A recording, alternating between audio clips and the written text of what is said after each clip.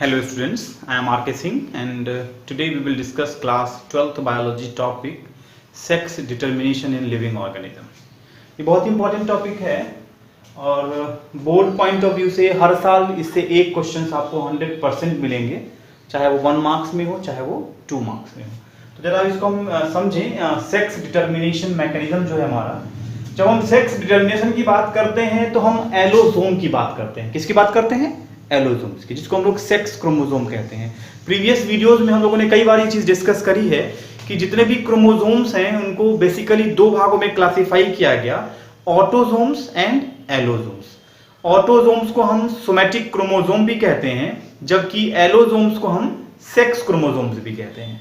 Autosomes normally morphological appearance के लिए important है, वो एक्सटर्नल कैरेक्टर्स को कंट्रोल करता है जो मेल और फीमेल के केस में मेमेलियंस में सिमिलर होती हैं, जबकि सेक्स क्रोमोसोम या जिसका दूसरा नाम एलोसोम है वो मेल और फीमेल में डिफरेंट होंगी। XX जो है सेक्स क्रोमोसोम या एलोसोम वो फीमेल में है और XY जो है वो मेल में है। इसी कारण से मेल को हम हेट्रोगैमेटिक कहते हैं, जबकि फीमेल को मेमेलियन में हम होमोगैमेटिक कहते हैं, because of it produces same type of gamete X and X, while in the case of male heterogamety it produces gamete X and Y। इसी चीज को हम थोड़ा सा ब्रीफली पढ़ेंगे सेक्स डिटर्मिनेशन मैकेनिज्म में कि द मेल हेट्रोगैमेटी का मतलब हो गया 2 डिफरेंट टाइप्स ऑफ गैमेट जब प्रोड्यूस करेगा। हम यहां बहुत आसानी से एक चीज देख सकते हैं कि जब XY गैमेट बनाएगा तो ये X and Y gamete produce करेगा, जबकि in the case of female X और X होगा अगर, या Z होगा या ZW होगा। अब यहां पर अगर आप ध्यान से देखें, जब हम गैमेट की बात करते हैं तो ZW टाइप है, जबकि यहां अगर हम देखते हैं तो ZZ एंड ZO टाइप है। इसीलिए हम यहां पे वर्ड यूज करते हैं हेट्रोगैमेटी।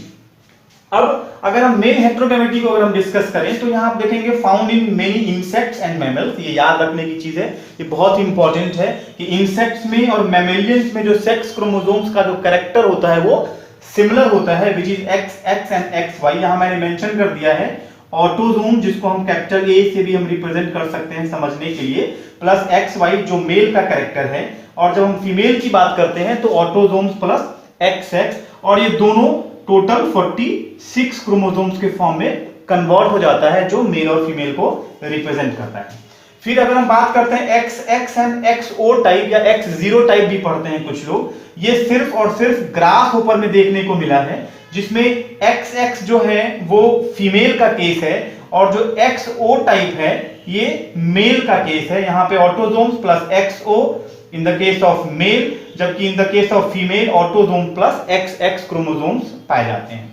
फिर बात आती है ZW टाइप में। देखिएगा तो ये बर्ड्स में, फिश में और फाउल्स में ये देखने को मिला, Z and ZW type of sex determination, जिसमें मेल है ऑटोसोम्स ZZ होमोगैमेटिक है। यहां देखिए यहां मेंशन कर दिया है similar type of gamete it will produce that is Z and Z, जबकि जो फीमेल है वो ZW टाइप है, जिसमें फीमेल जो है वो हेट्रोगैमेटिक है, ऑटोसोम्स प्लस ZW।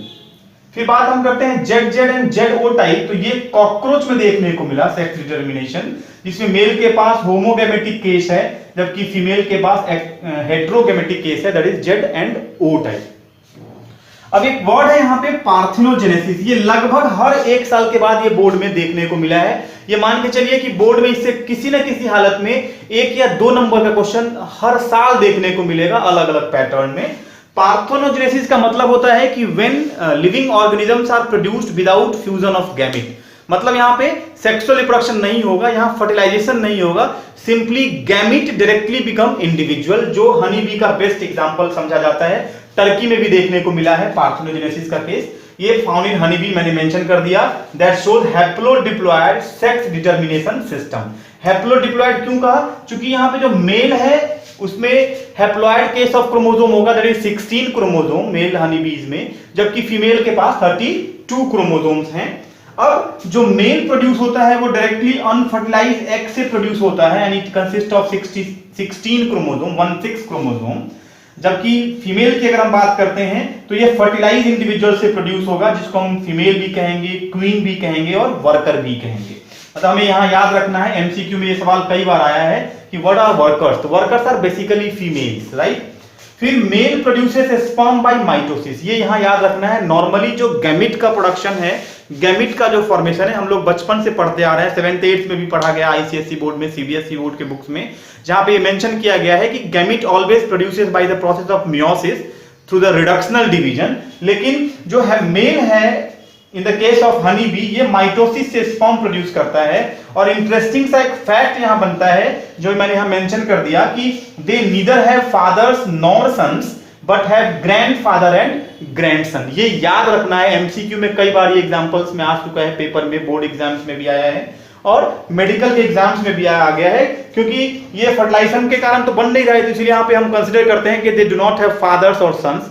लेकिन चूंकि इसके बाद की नेक्स्ट प्रोजेनी जो है वो इंडिविजुअल बनाती है, इसीलिए यहां पे मेंशन किया गया they have grandfather and grandson. तो this is what the topic of sex determination mechanism. ये बहुत ही इंपॉर्टेंट टॉपिक है बोर्ड पॉइंट ऑफ व्यू से। आईसीएसई में भी 12th बायो के पेपर में ये क्वेश्चंस कई बार आ चुके हैं, यूपी बोर्ड में भी आया है, बिहार बोर्ड में भी आ चुका है। तो हमें उम्मीद करते हैं कि आपको ये टॉपिक बिल्कुल अच्छे ढंग से समझ में आ गया होगा। That is what the sex determination mechanism.